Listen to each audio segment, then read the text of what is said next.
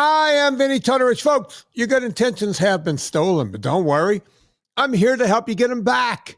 You may be soft and succulent at the beginning of this process, but hang in there. Before long, you will be lean and mean, guaranteed. That was Mr. Chris Stapleton, but we have our very own Chris in the house. One and same, you know what? Same exact initials. Mr. Chris Shaffer. How you doing, Chris?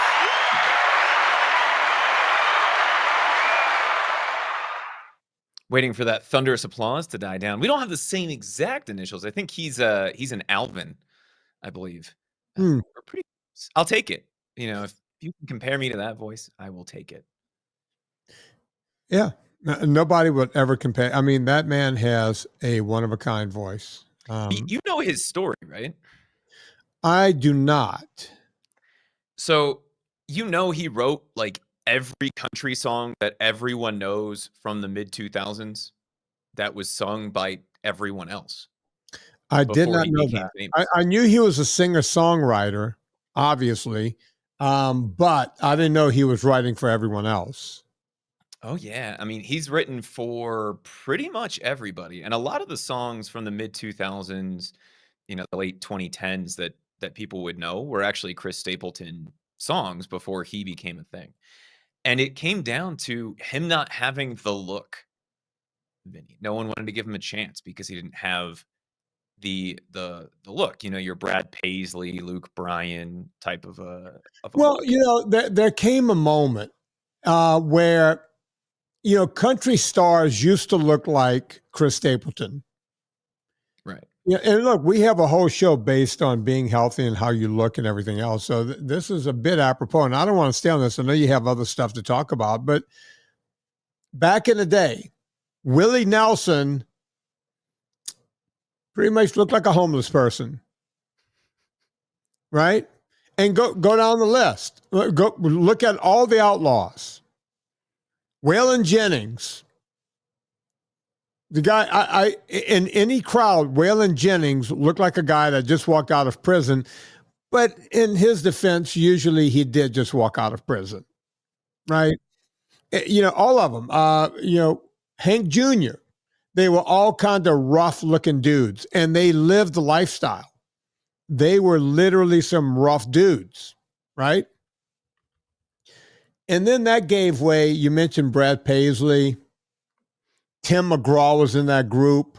All of a sudden, country stars had to look. It happened at the same time to two redneck sports simultaneously.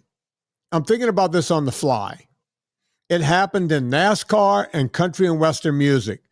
All of a sudden, you had to look like Dick Trickle. Do you know who Dick Trickle was? Fictitious character from a movie.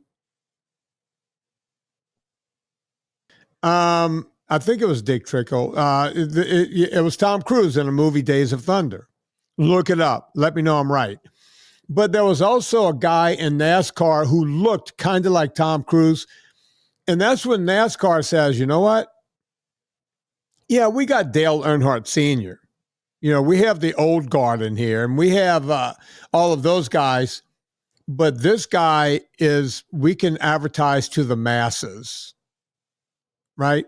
And it's all, look, everything we do in life is advertising to the masses, if that makes any sense. Right. So NASCAR picked up on it in a big way. Why do I have two Chris's now? Oh, now I'm back down to one Chris. What's going on, Chris? Why is this?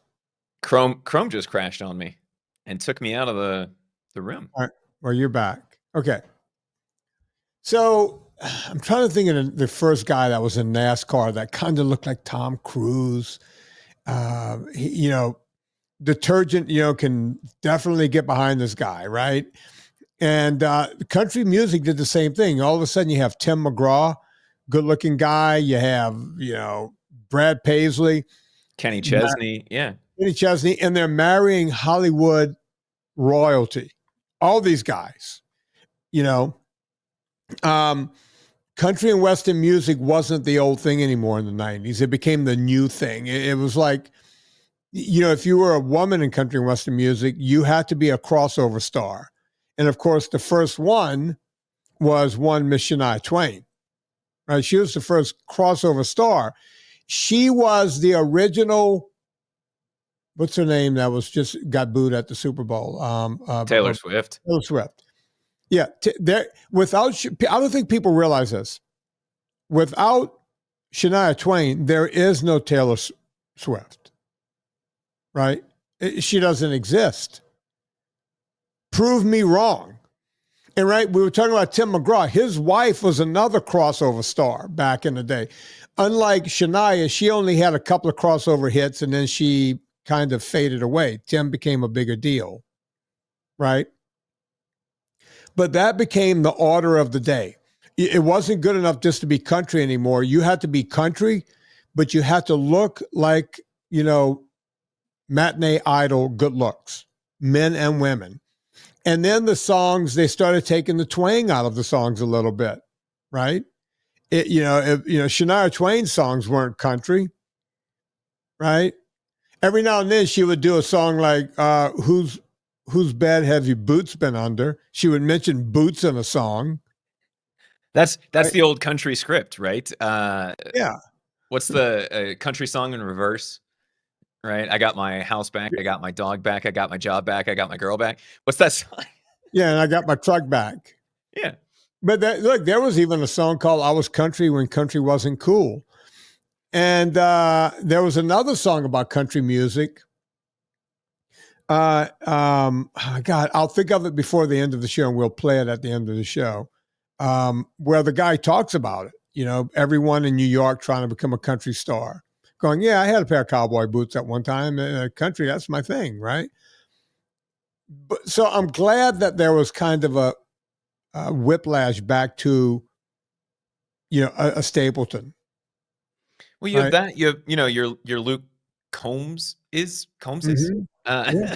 Right? The people like Luke Combs. Let's put it that way.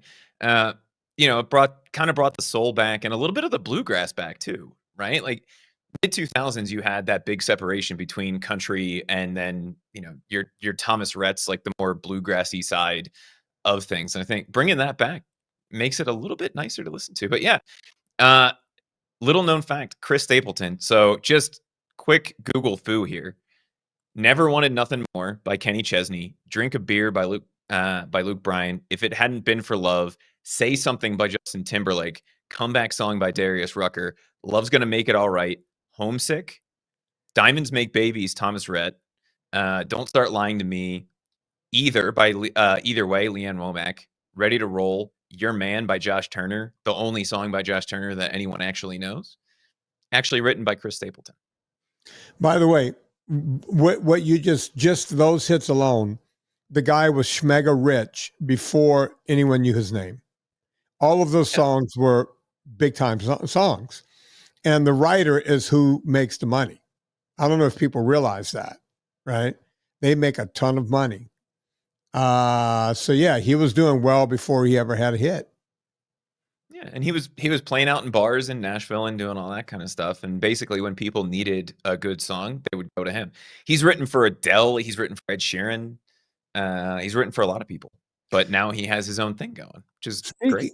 Speaking of looks, I was out in Hollywood. My job was based on having people look a certain way, gain weight, lose weight, get ready to get ripped up for a movie, whatever.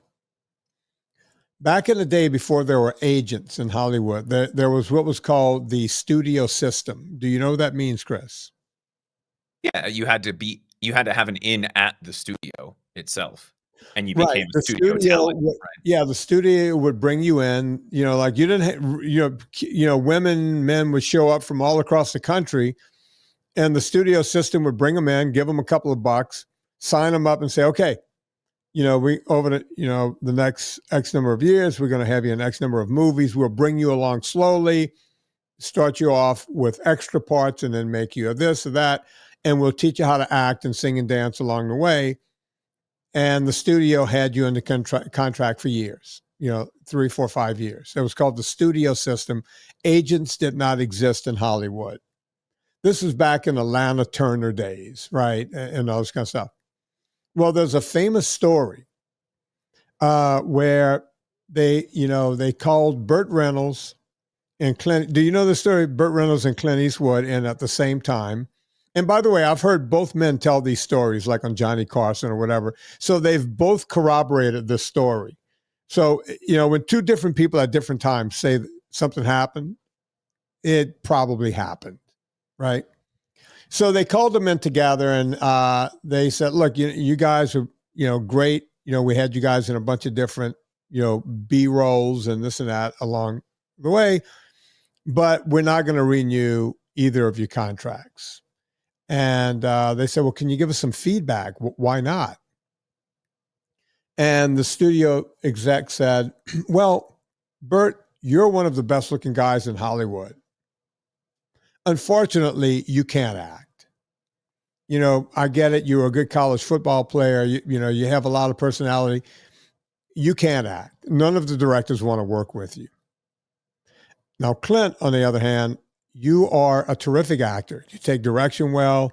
You look, everyone loves you. You're easy to work with. Unfortunately, you got this big protruding Adam's apple. You're not good looking on camera. Matter of fact, you look weird on camera. It's hard to think that now, right? Knowing the big star. They're not wrong if you think about it. Right. Right. Like he's not. Okay. And Michelle and I were having this conversation the other day because we don't watch really anything new. We watch a lot of older stuff.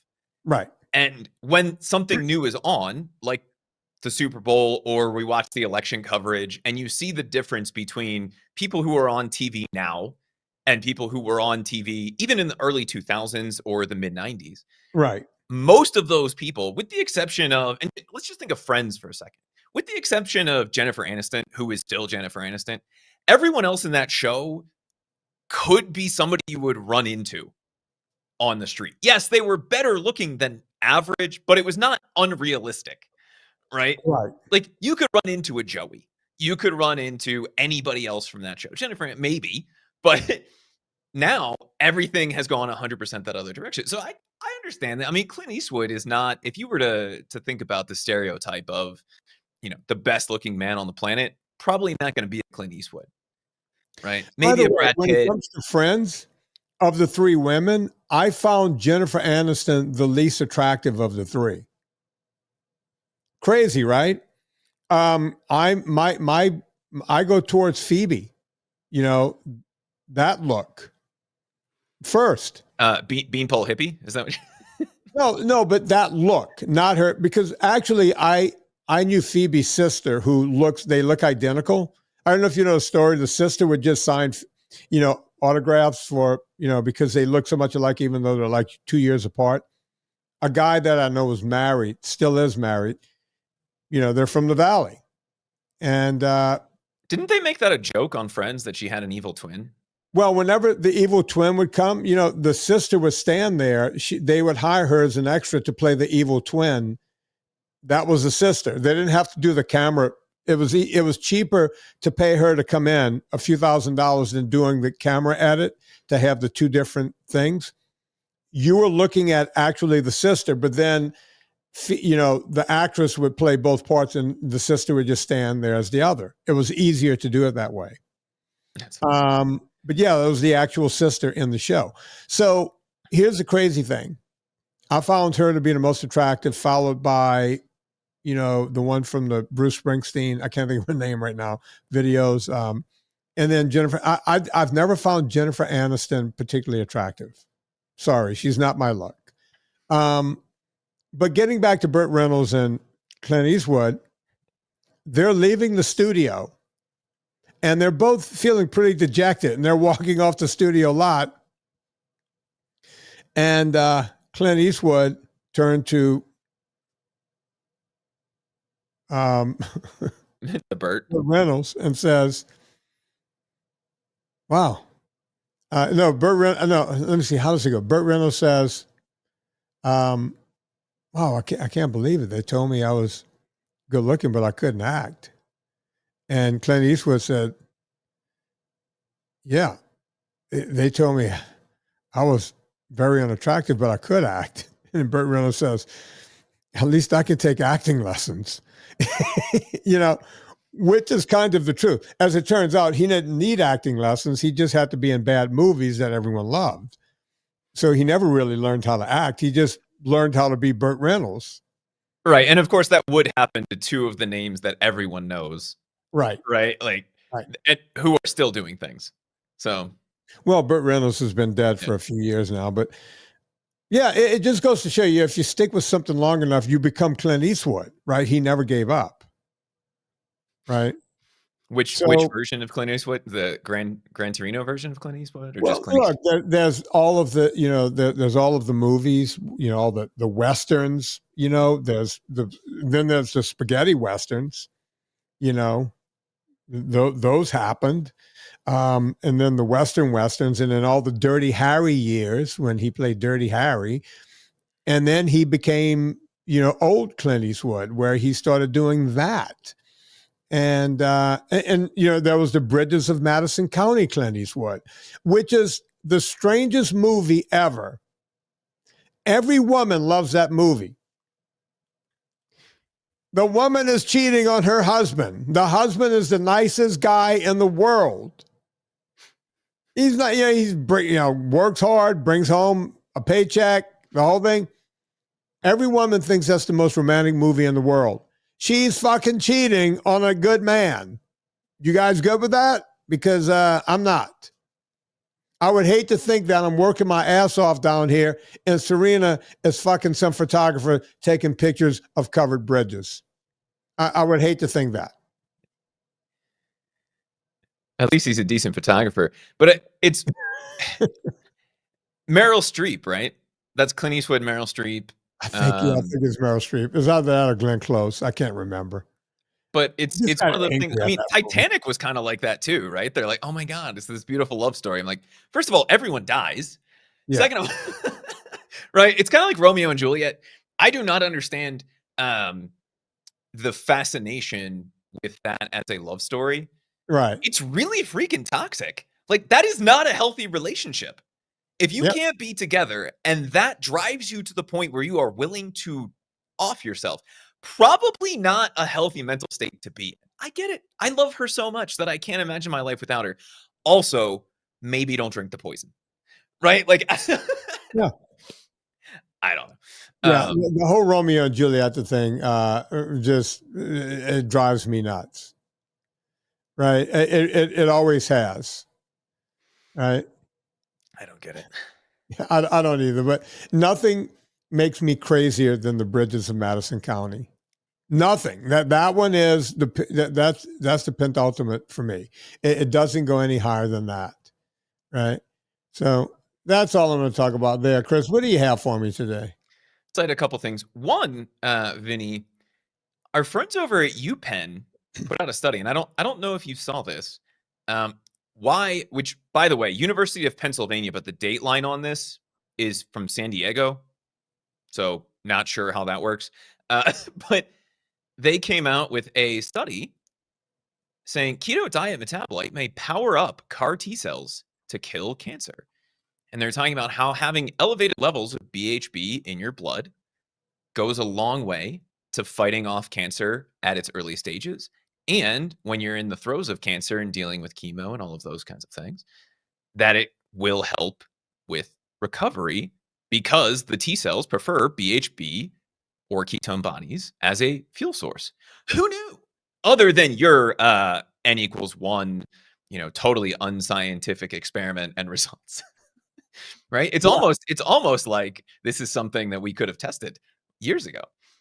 Now, as you know, Chris, we bring in hundreds, if not thousands, of new people every month on this podcast. So for the new people, I had cancer back in 2007, and I was cured by early 2008, meaning that I was in remission from leukemia. And they told me that I would be back on chemo within 5 years. They said, we've knocked it down into remission, but remission means that the cancer will be growing back in your bones, right? There's no way to get rid of my kind of cancer once you have it. I went past 5 years, 10 years, 15 years. I didn't go back on chemo for 17 years. right? I just went through chemo again this year. A lot of people are sick of hearing that story, but it means something. I've had Dr. Thomas Seyfried on this show several times, who has said implicitly that, yes, low-carb diet does not cure or completely stop cancer, right? But it can lower the effects of or the amount of chemo you would have to take when you do get any kind of cancer. We've seen tumors shrink. We've seen this, that, and the other thing. We've seen cancer completely go away where people had it and then it went away. On and on and on. We've seen every version of it. And my own N1 experiment was, they said that the longest they had ever seen anyone go was like 8 or 9 years. But that was, just kind of a crazy thing. Expect 4 years. If you get 5, consider that a big win. So my feeling was I wanted to go 6 years. I went 17. And when I went back on the same exact chemo, because it worked the first time, therefore they start there, right? Same exact chemo. Except this time, if you read my book, Fitness Confidential, where I talk about not being able to walk to the mailbox, right? I was sleeping most of the day, nauseous most of the time. Now, did I get some nausea? Did I get this, that, and the other thing? Absolutely. But I got on my spinner on some days, and I got on my rowing machine. Rowing machine works about 85% of all of your muscles. Now, I wasn't killing it on those 2 devices, but I was going for, some days I would make it 30 minutes. Some days I was off in 10 minutes. Some days I would go an hour. It's funny how chemo and cancer works, right? But think about that. The first time, one day I looked out and saw the mailbox and said, and by the way, it was about 15 or 20 steps away from the front door. I was like, I wonder if I can go and tap that mailbox and make it back in. It was July in LA. It's hot as hell. I got to the mailbox. I had to sit down and rest my back against the mailbox post. This time, not so much. I was rowing. I was spinning. And to be honest, since I couldn't leave the house or go anywhere, I was doing some weightlifting, light stuff right here in the house. But I got to be honest, by the time I was done with chemo, I couldn't do, how many push-ups? I tried to get to 5. 3 or 4. Yeah. It does kick, it kicked my ass to like my strength was all gone. But I was doing more. It's like I was doing more, right? I looked like I could do 25 or 30 push-ups, but I couldn't get to 5. And I have a video. You can see in the video, I'm struggling. I'm purple. I'm turning purple to try to get that 5th one up. My recovery's been a lot quicker, and I've been free of cancer now for the past couple of months, about a month. They finally just cleared me about a month ago, completely. Right? So does that have anything to do with having more BHB in your blood, which is a butyrate? And that's what your body, that's the energy that is caused. I'm giving you in a roundabout. That's the energy that's expended because of when you make ketones and you burn ketones, right? That's basically what that is. I believe it's got to have something to do with it, because how else would you explain 17 years? Well, that we know, and we've known for a while now, that most cancer cells prefer sugar, right? And so if you have higher glucose levels, that can lead to increased risk of cancer.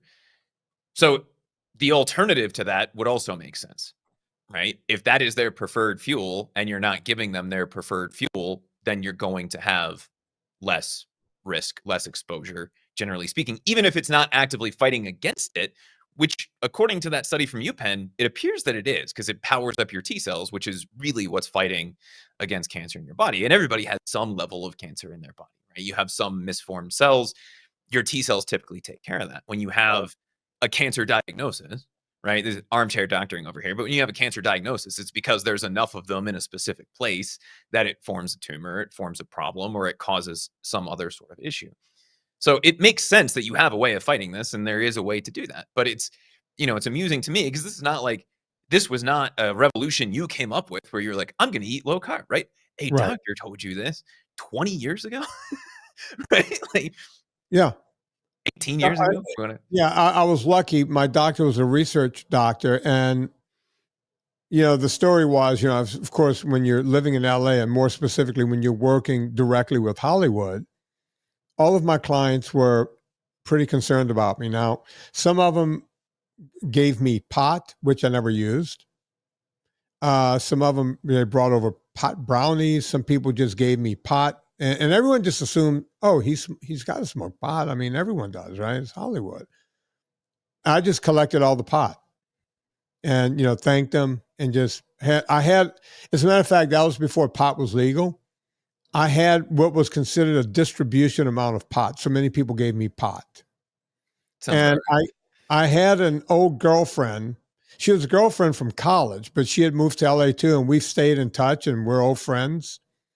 And when I was done with that, she came to visit me when she thought I was dying and everything.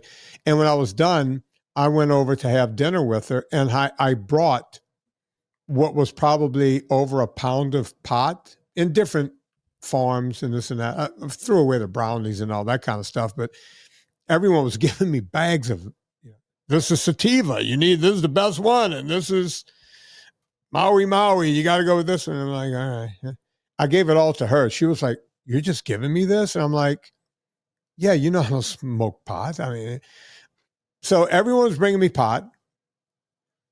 And the other thing was, everyone was telling me I had to go vegan or at least vegetarian. I had to start juicing. Dude, you need to juice. Like, two or three people. Go on. To clarify, when you say juicing, you mean the old definition of that word, as in making juice from fruits and vegetables. Juice. Yeah. Not taking steroids. Right. Yeah. Not taking steroids. Just juicing is like, because Hollywood loves, veganism and juicing. Everybody's juicing and, doing all kinds of crazy shit. They drink all kinds of teas that make them like crap their brains out. The crazy stuff that goes on in Hollywood, you would not believe, right? They literally make tea that gives you the shits. I shit you not. Wait a minute. You didn't have that tea. Isn't that just coffee? No, there's a tea that you drink that causes you to just, like, you getting ready to go in to do the colonoscopy test. I'm not making this up, Chris. They make a tea for that. And in Hollywood, they have that. I had clients who would tell me they were cleansing their livers with taking Epsom salts and something else. They'd mix it together. And they would do it like on Friday night, because you would then crap your brains out all weekend long. Chris, I'm not making this stuff up. If people think Hollywood is normal, it's not. What is this? Vinnie, I think we missed the boat. We may have to bring this on to purevitaminclub.com. This is poopytimetea.com. They have tea and gummies. So you thought I was kidding about this, right? No, I didn't. I assume, I assume it's a thing. I just didn't realize that it was this God, terrifying. You thought I was kidding, right? No, I mean, like, I'm telling you, thing. By the way, folks, don't go do this. This is not good for your health. We are not promoting this. We're telling you this is horrible. I want to know, first of all, who built this website, because it's all kinds of broken. But also, here you go. Poopy Time De-Bloat and Detox Gummies, Poopy Time Tea. I'm trying to find out what's in it. It terrifies me that they won't even tell me what's in it. And by the way, as seen on NBC, Fox, USA Today, ABC, and CBS, this is nuts, right? This is what goes on in Hollywood, folks. Everyone's telling me I got to drink tea to crap my brains out. You got to start juicing. Chris, take that down. I don't want people to think that we're promoting that crap. Does it cause cramps? No, we definitely don't cause cramps. If you have to put that on your website, there's probably something wrong. So, not one, but two or three people, dude, listen. and I think I put this in my book, you need to start getting the anal irrigation. What's that called? Where they literally shove water up your ass. Oh, an enema? No, it's worse than an enema. This is like you go to a place and they got water going up and they're sucking out. People say, no, you don't understand. I saw a G.I. Joe that came out. I must have swallowed it when I was 6. It's not called colonoscopy. It's called colonics. High colonics. Okay. A colon cleanse. Yeah. No, not a colon cleanse. It's called look up colonics. Yeah, and they hook you up with a fire hose, right? Yeah. There's a hose going in, but you can't just push water up there. There's another hose sucking it out. And it literally takes all of the flora and fauna out of you. I couldn't imagine something being less healthy than doing that. But this is Hollywood, folks. This is what people do. We're going to call this the Hollywood episode. When people go, how do you know about all this stuff? I lived it for 31 years. I couldn't believe, as I wrote my book, I know this is not natural because my ass didn't come with a spigot. Right? They got a shelf. No, mine did not. Oh. Am I deformed? Should I have had a spigot? Maybe I'm deformed.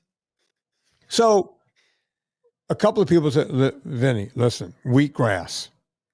Wheatgrass is the closest thing to human blood there is. The molecular structure is almost that of human blood. And I would go, really? Yeah, wheatgrass? Yeah, but here's the deal. You need to drink between 8 and 12 ounces per day. Now, 2 problems with that. I tried wheatgrass a couple of times because I might have been dating a patchouli chick. She's like, oh, let's stop by and get a wheatgrass. When you take 1 little ounce of wheatgrass, number one, they charge you $1 for that. So I couldn't imagine $8 to $12 a day on wheatgrass. Number 2, when you drink 1 ounce of it, you burp wheatgrass for the next month. Okay, I might be exaggerating by a half a month or so. But if you have wheatgrass at 8 a.m. in the morning, you will go to bed that night and you're still burping up wheatgrass. Your body does not want this stuff in there, right? You're just burping all day long.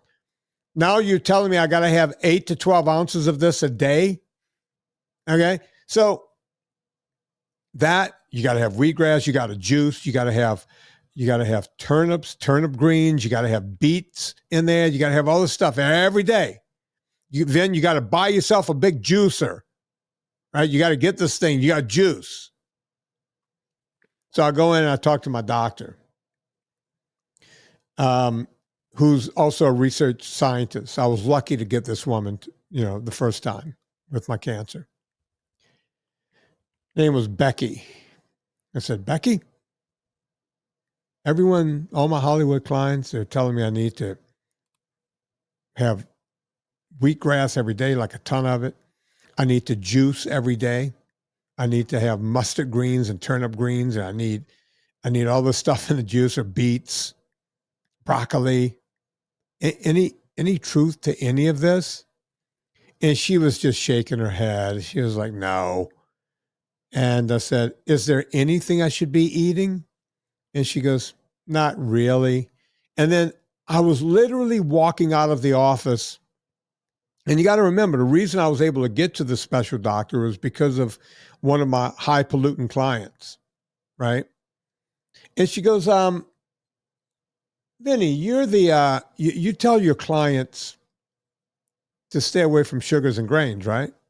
I said, yeah. She goes, do you do that? I said, no, to a degree. I eat a lot of red meat and I eat a lot of chicken and fish, but I'm an ultracyclist, so I need the sugar. She goes, well, you might want to reconsider that ultracycling because we're finding out that, and by the way, this is before people like Thomas Seyfried and everyone was talking about it. She goes, we're finding out that the further you can stay away from sugar and grains, or just sugars in general, the less chance cancer has to grow because it grows using it's a closed cell. That was the first time I heard that. That was in 2007. when I'd heard that. And nobody started talking about that until like 2015, which is clearly 8 years later, Yeah. right? When was the first time you heard anything about sugar and cancer? Maybe 2015, 2017, something like that? Yeah, because it was well after I started dropping weight and played around with a few different things. So yeah, probably 2015, 2016, somewhere in there. Yeah. Yeah. It's crazy, right?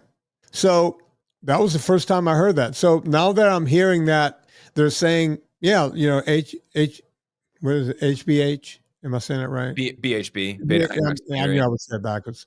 Yeah. These butyrates are not just, it's not just the sugars, but they're saying that this could be causing cancer to go into reverse. I'm a believer. So, yeah. It makes sense. I thought I'd share that one with you just as a little piece of vindication because it's something you've been ranting and raving about. I know the last time you went through chemo, you even said, look, it's been like 17 years. Maybe they should do a study and figure out what happened, right? And it turns out they are finally doing those studies. Vinny, I had two more things I wanted to share with you. Which do you want first? The government doing something positive or another angle for Wegovy? Let's do Wegovy first, and then we'll end up on the government doing something positive. That was a trick. They're actually both about Wegovy. But the so the first one, and I'm actually going to do them in reverse because the first one, have you heard of hims.com? Yeah, there's Hims and there's hers.com? hers.com. Yeah, I'm familiar with them because people ask me about them in the consults. Yeah. And they have, they give drugs that are available on prescription, right? Right. They give you a very thorough medical analysis and then give you those drugs, regardless of how you feel about that. Interesting thing coming out of the US government, bipartisan effort, sending a letter to the FDA to ask them why and how hims and hers.com are getting away with running the ads that they are running for Wegovy and the other, analogs that they are selling with no disclaimers, nothing like that. So despite the fact that we allow pharmaceutical advertisements, apparently the government finally is saying that's enough on a bipartisan basis, which is insanity. We've turned over a new leaf in 2025. We can actually agree on something. And it might just be that maybe telling everybody that they should take, a Wegovy type shot or any GLP-1 is not a great thing. And it was signed by both Dick Durbin and Roger Marshall. So a little bit of both sides of the US Senate asking the FDA to take a look at how these things are being advertised. And right on the heel with that, Vinny, we have a study about GLP-1s that is going to give them a new reason to sell them to people, right? What was the original reason? Well, the original reason was to try to lower your A1Cs, if I remember right. Kind of, right? Yeah, it almost stopped you from being diabetic. Yeah. It would lower your diabetes to a lower level artificially, which means you now have side effects and you're still perfectly sick, right? It didn't cure the problem. It just artificially lowered the. It's kind of like that guy we were talking about last week on the podcast. He was tricking his blood test. Remember the guy? He's an alcoholic, but he doesn't drink for 5 or 6 days and goes give the blood test. The blood looks a lot healthier, and then he goes right back. I think he drinks a whole fifth of vodka every night, and he smokes weed all day long, right? So you're artificially changing something. You're not really changing anything. So yeah, it was A1Cs, to get your blood sugars somewhat in line. So we had that, and then we had, oh my God, it will help you lose weight. Right. What do you think the next thing is that they could go after? Well, we know it actually pulls from your bones and your muscles, so they can't do that. Does it have something to do with lessening the chances of cancer, or? I mean, it could. It ties Give into the person you were just talking about. Oh, alcohol? Oh, yeah. It'll stop you from being an alcoholic now. It can curb heavy drinking. Well, guess what?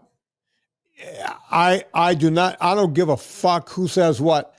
I've known alcoholics, and I've known alcoholics who have died. One of my best friends in the world could not stop drinking, killed himself. 1 year later, his younger brother, who was 2 years younger than him, who we all saw at the funeral, we said to him, Scott, you got to stop. Guess what? Scott was dead 1 year after his brother. Alcoholism is a mother effer, right? I've had family members, I've had close friends, and everything else. I've seen it. And the only thing I've seen that, number one, you have to have the resolve to somehow through some kind of, immaculate, I don't even know the word I'm looking for, but, whatever you want to believe, some God figure, something has to happen one day where you walk into a 12-step program. That's number one. Number two, you got to work that program. You got to work it as if your life depends on it, because guess what? Your life depends on it. That's the way I feel about alcoholism. I do not think taking a peptide, that's what a GLP-1 is a peptide, is going to fix alcoholism. Not in any way, shape, or form. Chris, any thoughts? So the headline that I read made me mad enough to actually read the rest of the study. Okay. And from a mechanistic standpoint, it kind of makes sense, because what is the one thing that everybody who's on a GLP-1 says? Man, I don't want to eat or drink anything. Well, that would include alcohol, right? Like, you just can't stomach anything. Yeah, you're going to drink less. But despite the headline, Vinny, the way that they conducted the study, yes, obviously they even say in the study, like they say in every study, we need more study, because if you ever actually had a conclusion about something, you wouldn't get more grant research. But they brought people in to a laboratory setting and said, drink to your heart's content. And they measured it. And then they put people on Wegovy and had to come back on Wegovy and do the same thing. They still drank. They just drank 40% less. Now, I don't know about you, but I know some alcoholics. I know you know some alcoholics. Does drinking 40% less as an alcoholic actually help? I will say this. 1 is too many. 1,000 is never enough. That is the words of alcoholics. They will tell you 1 is too many. 1,000 is never enough. So you tell me if drinking 40% less cures you of alcoholism. I don't understand why we even think that that's a good idea. I mean, okay. It sounds like we're ranting and raving against the idea that there could be some sort of pharmaceutical cure to alcoholism. That is not the angle that we are taking. The angle that we are taking is maybe it's not GLP-1, because you still have alcoholism. You're just drinking a little bit less, and you have all of the other side effects, right? Like, if this is the thing that you're looking at to help you get over that hurdle, this ain't it, right? I hate to be the bearer of bad news, but this is not going to be the thing. Let me give it to you a different way. An alcoholic needs a result. Now, one of the alcoholics I knew never drank hard liquor. He didn't like it. He couldn't understand how anyone drank hard liquor. But right when he woke up in the morning is when he had his first beer. And he kept one beer going after another all day long. He worked for himself. So he had a fridge at his workplace. When he was in his truck, he had an ice chest. He drank beer all day long. Never drank mixed drinks. I've never seen it. Never had a mixed drink, never had hard liquor. Okay. But if he was taking a GLP-1 and he wasn't getting what he needed from the beer, I guarantee you he would have gone to vodka or some kind of other kind of hooch, right? It's like, well, I can't drink enough beer to get what I need. I need to now go somewhere else. I need to get something else where I could take in a lot less volume and get the same feeling. See, it's kind of like a sugarholic. If you listen to this and you're a sugarholic, they need to scratch that itch, right? And if you're not scratching that itch with beer because you're drinking 40% less, you're going to go to something else. Guaranteed. Guaranteed. So I think this is a bullshit study. You can't get me to buy it. No way, no how. Period. It's almost like they know that the weight loss angle is going away and they're looking for something else. And they're just starting to throw some lines into the water to say, hey, how else can we market this? And I'm not against drug companies, right? Like, I get that you know that train is running out, but maybe that's not the one, right? Like, maybe we should stay away from that one. If it truly helped people, then that would be one thing. But just reducing the amount of alcohol that alcoholics, or as they called them in the study, I think it was people with alcohol consumption disorder. Oh, we're going there now? Yeah. Whatever. Like, I don't know. That one drove me nuts, but I saw the headline and then I went, okay, this is interesting. And it makes no sense. And you read through it and they basically just said, yeah, people drinking alcohol is a big problem and we need to see, yes, alcohol use disorder is what they're calling it. And they did a study in the UK, and then JAMA put out a study, and they were essentially the same thing, where you had people come into a lab, drink, and then take semaglutide, and they drank 41% less in the number of drinks, not in the quantity, but in the number of drinks. So to your exact point, if you're drinking 10 beers a day, you can drink 4 beers less and still have an alcohol problem. Or you can drink 5 beers less and have a shot, and that's still 40% reduction in number of drinks. Yeah. With a substantial difference in the amount of alcohol that you're consuming. If you look at volume of alcohol, right? Alcohol by volume is the way it's written on. You can easily get to what you need alcohol-wise with a lot less liquid going into your body. A hell of a lot less. Right? Think about that. Look at what's written on the side of the beer can you're drinking or the wine, right? And look at the alcohol volume, and then go look at vodka or bourbon or scotch or anything, right? And you will find out pretty quickly that you could get there on a lot less liquid, a lot less. So crazy that you see, but you're right. They're throwing a line in the water. They want to see what's gonna float or what's gonna sink. So anything else before we go, Chris? I think that's it for this week. I just wanted to give you a little bit of indication and get you riled up before you go do the Friday show. Yeah. Coming up this Friday, we have another listener call-in. People seem to like the listener call-in, so we're going to keep doing that. I do have some experts coming on in between those, but I like the flow of that, Chris. An expert and then a couple of listener call-ins and another expert. So we're going to keep doing that. Everything's in stock. And by the way, we're answering almost. Someone said to me, "Hey, you must still be having problems." Every now and then I'll see something on X where someone, listen, folks, when you have hundreds of thousands of people buying your product, if one person per day has a problem, think about that. Amazon ships a lot of stuff every day. They get hundreds of thousands of problems every day. There's no way to be 100% on any of that. I'm not making excuses. But no, we're shipping everything over at purevitaminclub.com. We're shipping everything at purecoffeeclub.com. As a matter of fact, we're bringing the Explorer series back, and we're shipping everything at at NSNG Foods, which is the ultra fat. We have a lot of exciting stuff coming up, especially a new website where all 3 things will be on the same website. And we're going to start putting other stuff on that website.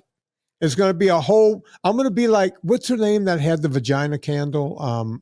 Gwyneth Paltrow.